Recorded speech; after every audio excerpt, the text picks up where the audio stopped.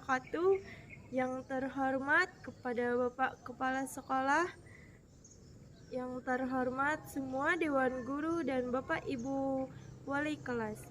Pada kesempatan ini, marilah kita panjatkan puji syukur atas kehadiran Allah Subhanahu wa Ta'ala yang telah memberikan rahmat dan berkahnya sehingga kita dapat berkumpul pada hari ini. Hadirin yang berbahagia, pertama-tama izinkan saya memperkenalkan diri. Nama saya Rahmina, dan pada kesempatan ini saya ingin mengangkat tema yang sangat relevan dalam era digital saat ini, yaitu membangun generasi muda yang sadar hak digital. Dalam dunia yang semakin terhubung dan serba digital, pemahaman akan hak-hak digital menjadi sangat penting bagi generasi muda kita agar mereka dapat membangun teknologi dengan bijak dan bertanggung jawab. Hadirin yang saya hormati, ketika kita berbicara tentang hak digital, kita harus menyadari bahwa kemajuan teknologi informasi telah memberikan banyak manfaat bagi masyarakat. Namun, di balik manfaat tersebut, terdapat tantangan dari kasus-kasus yang perlu kita perhatikan. Salah satu kasus yang menjadi sorotan di Indonesia adalah kasus cyberbullying. Referensi yang bisa digunakan dalam pidato ini adalah 1. Hak digital dan generasi muda menggali makna dan implikasinya oleh Profesor Dr. Sri Edi Suasono. Pada buku tersebut, penulis membahas tentang pentingnya memberikan pemahaman kepada generasi muda mengenai hak digital. Yang kedua, hak digital anak daerah revolusi industri 4.0 oleh Kementerian Komunikasi dan Informatika. Dalam publikasi tersebut ditekankan pentingnya perlindungan hak digital anak-anak di era digital saat ini. Sebagai contoh kasus di salah satu daerah di Indonesia, mari kita perhatikan kasus cyberbullying yang terjadi di Jakarta. Beberapa tahun yang lalu, terdapat kasus seorang siswa sekolah menengah atas yang menjadi korban pelecehan dan penyebaran informasi pribadi di media sosial. Korban mengalami trauma yang mendalam dan bahkan mempengaruhi prestasinya di sekolah. Kasus ini mencerminkan betapa pentingnya membangun kesadaran akan hak digital di kalangan generasi muda. Dalam menghadapi tantangan ini, kita harus berperan aktif dalam membangun generasi muda yang sadar akan hak digital. Berikut adalah beberapa langkah yang dapat kita lakukan. Yang pertama, aspek pendidikan sekolah dan lembaga pendidikan harus memasukkan materi tentang hak digital ke dalam kurikulum mereka. Generasi muda harus diberikan pemahaman tentang penggunaan teknologi dengan bijak, perlindungan privasi, serta etika digital.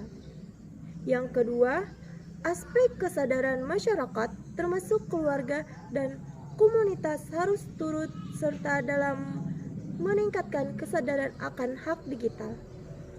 Mengadakan seminar, diskusi, dan kampanye yang menyasar generasi muda adalah langkah penting untuk mengedukasi mereka tentang risiko dan konsekuensi dari pelanggaran hak digital.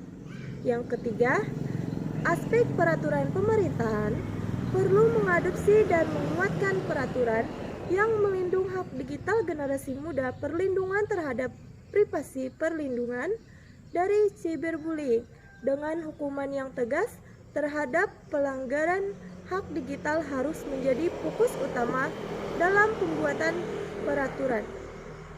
Hadirin yang saya hormati, membangun generasi muda yang sadar hak digital adalah tanggung jawab kita bersama melalui pendidikan, kesadaran, dan peraturan yang baik.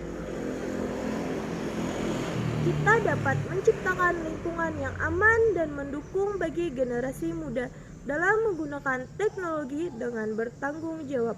Mari kita bersama-sama menjaga dan memajukan hak digital generasi muda agar mereka dapat berpartisipasi secara positif dalam era digital yang semakin maju. Akhir kata dari saya, berharap pidato ini dapat menginspirasi kita semua untuk melakukan tindakan nyata dan membangun generasi muda yang sadar akan hak digital. Saya akhiri, wassalamualaikum warahmatullahi wabarakatuh. Assalamualaikum warahmatullahi wabarakatuh. Perkenalkan, nama saya Rahmina, NPM 306205698 dari semester 6. Halo teman-teman, hari gini masih bingung mau kuliah di kampus yang berkualitas dan tinggi? Jangan bimbang, hanya di STKIP PGRI Banjarmasin. STKIP PGRI Banjarmasin berdiri sejak 25 November 1985. STKIP PGRI Banjarmasin mempunyai 2 kampus, yaitu yang pertama berada di Banjarmasin dan yang kedua berada di Banjarbaru. Nah, STKIP PGRI Banjarmasin mempunyai 7 program studi. Yang pertama, program studi pendidikan matematika, yang kedua, program studi pendidikan biologi, yang ketiga, program studi pendidikan bahasa sastra Indonesia, yang keempat, program studi pendidikan bahasa Inggris, yang kelima, program studi sanitari, yang keenam, program studi pendidikan teknologi informasi, yang ketujuh, program studi pendidikan guru sekolah dasar.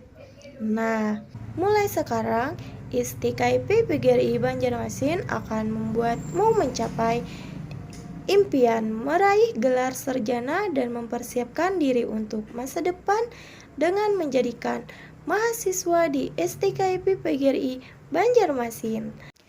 Nah, adik-adik, kamu harus siap tunjukkan masa depan impianmu dengan jalan menuju kesuksesan.